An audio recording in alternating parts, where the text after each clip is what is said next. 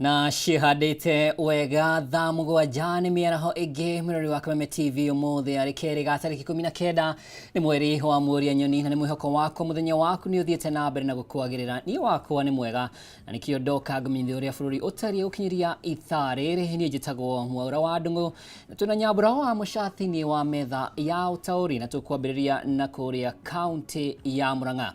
Minista wa ũgitĩri wa thĩinĩ Kipchumba Murkomen nĩ augĩte maabitha borithi marĩ cemba gũkang'ethanĩra na mũndũ wothe ũgathararia thayũ wa mũingĩ mothe wa kana kiumia-inĩ gĩkĩ hĩndĩ ĩrĩa mũtongoria wa kĩama kĩa DCP Rigathi wa Gachagua agakorwo agĩcokereria gũkũ bũrũri-inĩ thutha wa icera rĩake bũrũri-inĩ wa Amerika. Murkomen ũrĩa ũkoragia harĩ kaunti-inĩ ya Murang'a augĩte kwa ihinda rĩrĩa Gachagua akoretwo nja wa bũrũri ũkoretwo na thayũ, na ũguo gũtirĩ mũndũ wĩna rũtha rwa gũthararia thayũ ũcio.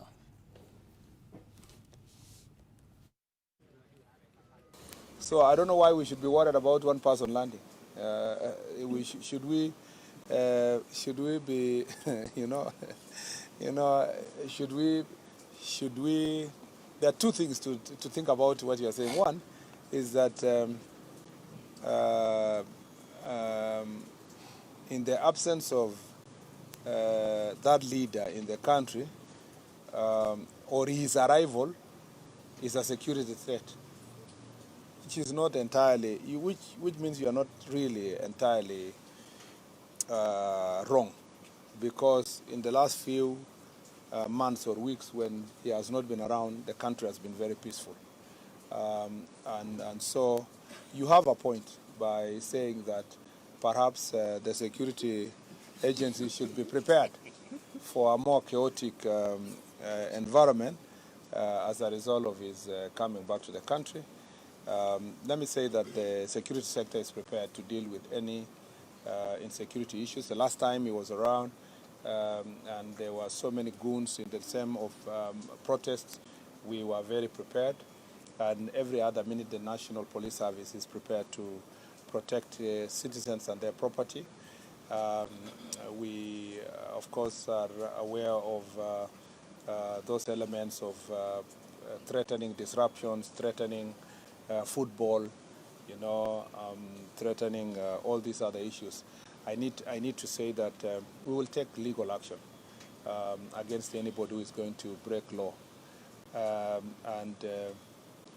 I wish Kenya remained peaceful as it was for the last 3 to 4 weeks. And I wish people continue their political activities in a more peaceful environment like we've seen in the last 4 or 5 weeks. But because we sometimes have no control of people's behavior and character, then we must be prepared to protect the citizens. Na rĩu tũgũkĩre ciĩgiĩ ũrigitani kũrĩa ciama cia ũrigitani sekta-inĩ ya ũgima wa mwĩrĩ nĩmaheanĩte mũkana wa thikũ 7 wa kũgoma angĩkorwo mĩcara ya arigitani ndĩgũkorwo ĩrĩhĩtwo, makiuga arigitani makoretwo makĩagĩrwo kĩene harĩ kũrĩhwo mĩcara yao ihinda rĩrĩa rĩagĩrĩire. Oho no maugĩte angĩkorwo arigitani arĩa mandĩkĩtwo wĩra rungu rwa mũbango wa UHC matigũkorwo mandĩkĩtwo mawĩra ma gũtũra gũkinyĩria tarĩki 1 mweri ũkĩte wa kenda, matigakorwo magĩthiĩ na mbere kũruta wĩra, kũrĩa morotete ministry ya ũgima wa mwĩrĩ nĩ thieya ona thengia wa kũheo kĩgĩna gĩa ciringi bilioni 3.2 gĩa kwandĩka arigitani aya. There is a trend in the country where salaries delay in the month of June, July, and August.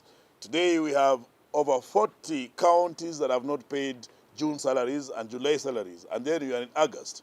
So we have united together as all the unions and saying that if these salaries are not paid within the next 7 days, then you should not expect doctors to be in the hospitals, you should not expect public healthcare workers, you should not expect the nurses, the clinical officers to be in the hospitals.